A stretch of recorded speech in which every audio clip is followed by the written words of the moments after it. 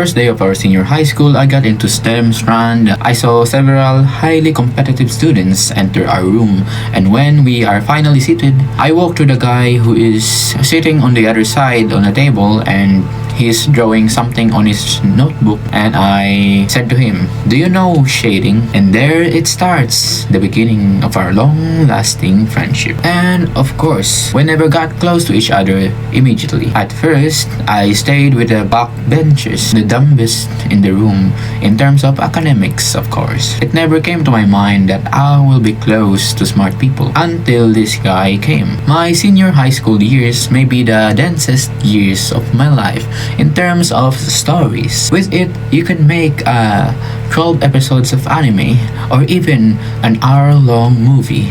This story can span into multiple episodes. I noticed this guy named Rudel acting weird or silly. Not in a bad way, but in a funny way. That is something that a smart person would never do. Other smart students are so hardcore focused in their study, they will not share answers or even socialize with other classmates. This guy can turn off his brain and be on stupid mode. He will say dumb and nonsense things like I do because I'm dumb. It is like he can speak to my language. Because of that, our conversations are very fun. Sometimes we talk like a scientist, act like an anime character, and many other dumb things and stupid things that a smart person may never seem to do. Besides all of that, he is genuinely smart in terms of studies and genuinely silly when it comes to his friends. Our intelligence will literally drop when we talk, and that makes it more enjoyable. As if my intelligence is not already low. Anyway, let's continue. He's also very generous when it comes to his answers. He shares it with the whole room. It is like he's feeding us like chickens through his answers. There are other smart students in the room, and some are even smarter than him, but no one shares like him. In the room, I got named as the questioner, for I always ask questions, not because I am smart, but because the opposite of it. I know nothing and understand nothing. Suddenly, my classmates think that I am smart and starts equating me with Rudel. Oh, these guys are so smart. But they do not know that I am just a midwit. I'm just a retard pretending to be smart. They do not see through my colors. See? I even struggle to come up with analogies. What is analogy? I don't even know. There is also another one. His name is CJ, or in short of Carl Chan. And all three of us sat together for a while, and we became three smart idiots.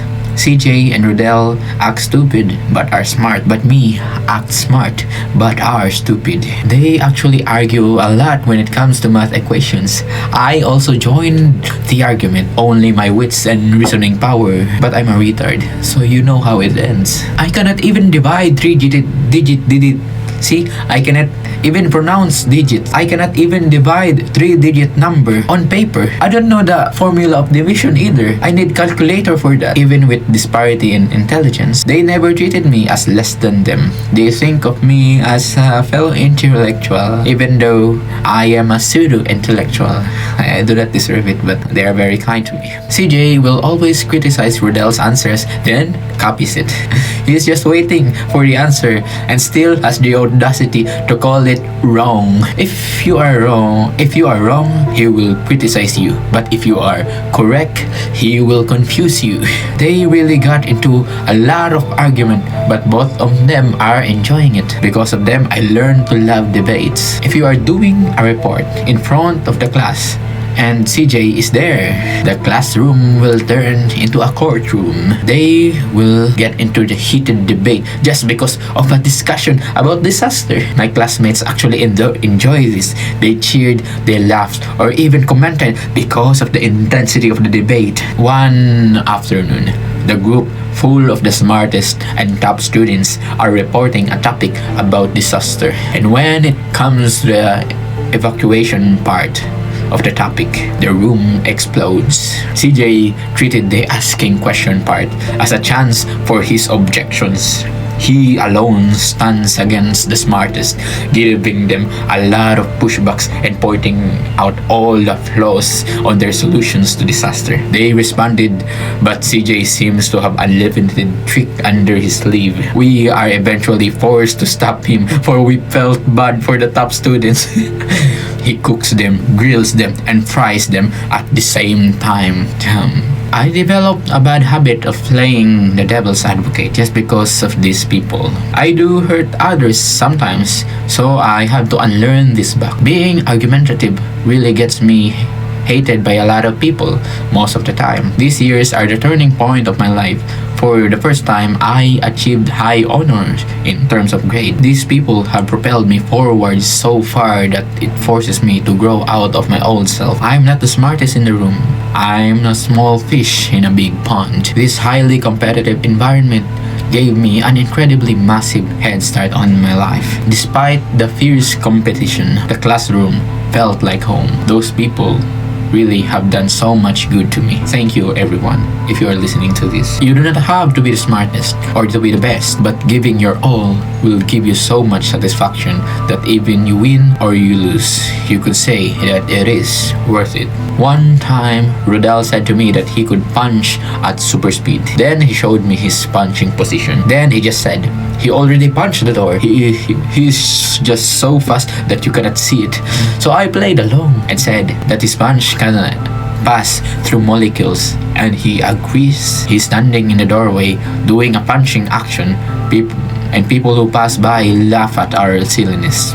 In our free time, sometimes we do an anime fight while he holds a map as a spear and I hold a broom as a sword, and we act like real warriors. I already said that he is very smart and almost good at anything, but there is one thing that he is not good at, and that is his physical strength. He is definitely not weak, but he is skinny, and he is 1 year younger than me and a bit shorter and lighter. Among the boys of the class, I'm definitely the weakest in terms of strength. In arm wrestling, almost every guy can beat me, and even Rodel himself, except for a few guys. They are gay anyway. But when we visited his house with my classmates, we went to eat some fresh coconut and eat some mangoes. Just classmates hanging out after the group project. The time when we reached the coconut tree, Rodel said that he could not climb a coconut tree even though it already have steps cleaved out. So me and the other guy, Andrew, climbed the coconut tree while Rodel stayed down talking to girls. I even have a video of myself laughing at the top of the coconut tree. I was really grateful that my brother taught me how to climb a coconut tree, and I'm also very notorious for climbing almost anything when I was young, to the point that they called me monkey. But I took it as a compliment. So yeah, he also has a weakness. I think he put all his status point in his intelligence, and there's a very little left in strength. I was a city boy before living in Manila, but when my real parents kidnapped me back into their province, I struggled to adapt to the province lifestyle. My parents were so poor back then, and my mother's sister has always been asking for a child from my mother. My mother has a lot of children, but her younger sister could not bear a child for some unfortunate reason. It came to a time where my mother is giving birth to me, but they have no money to pay the hospital, and my mother's sister is asking for a child, so they have no choice but to give me up to her so that they could pay the hospital. But they had an agreement of revealing the truth to me when I turned 7 years old. But my mother's sister did not commit to the agreement. I was already 10 years old, but she did not told me yet. She actually told me the opposite. She lied to me. But I knew it because our maids leaked the information to me. So I was so unjustly abused, physically and mentally, by my mother's sister, leaving me impaired for life, causing me to be a little bit autistic and weird among my friends or my peers. Because of that, I struggled to socialize and become isolated for the rest of my life, just because of something that I have no control over. I am now the autistic psychopathic and antisocial, unbearable kid that no one wants. For a long time, I stayed friends with bullies because I mistook their abuse for kindness. Mistreatment is the only thing I know. For me, mistreatment is connection. Mistreatment is the only connection that I have ever known. Rodel saw through my scars and saw a person. I also did a lot of bad things to him for all this time. For all this time, people saw me as an animal, but Rodel calls me best friend. I almost always scoop every drop of attention that I get because that is the only thing that I know. I mistook attention for connection. I thought that if everyone thinks of me, then they would love me. But it was the opposite. I got wary of kindness because for too long, kindness is given to me conditionally. It is given to me if I behave well, if I perform well, and if not, there's no kindness. It is given to me in an unpredictable way. Attention is withdrawn and given at random intervals, and love only exists if I behave. I have not received discipline. There's no warning, only lashing out on me when I do not even know what I did wrong. They never taught me what is right from wrong. I only received anger when I already lived with my biological parents. I did not still feel safe. They are so critical to me. So school has become my escape and my safe space. And with Rodel and my other valuable friends, the classroom becomes a paradise. Before I met Rodel, I already lived in a province for 5 years. So I already knew how to speak their dialect. One time, a teacher who knows my mother asked me about my past, about me being adopted, and I suddenly had a reality check in the middle of the lunch break. My world suddenly becomes heavy when she reminds me of that. The time has come when the parents who adopted me arrived at our home for a few days before the graduation. It was my last days being with my biological family. My younger sister, who is also adopted, is also with them. We went to a resort to enjoy ourselves and we bond together. The time that I am finally departing to Manila to go to college, my biological mother apologized to me for not being able to afford to get me into college. My sisters, the time before that, are already planning to get me into college by their own income just because they do not want me to be separated. I was so socially inept to the point that I missed all the social cues that I have been loved after all. My sister, who I always got into a fight with, cried while hugging me, but I stood there showing no emotions like a psychopath. I should be the one grieving and crying for the sad goodbye. Where is my fear? Where is my sadness?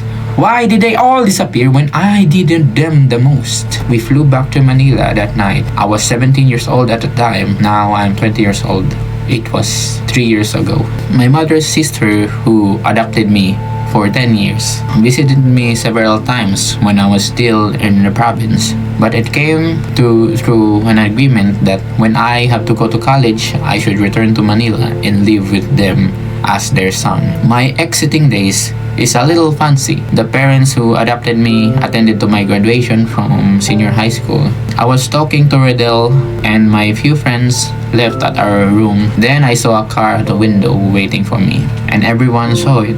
Everyone witnessed that me being taken into the car, and that is the last time that I saw my best friend Rodel in person. Thank you for watching, and if you are Rodel listening to this, I'm grateful for you. Please live long and fulfilling life. God bless.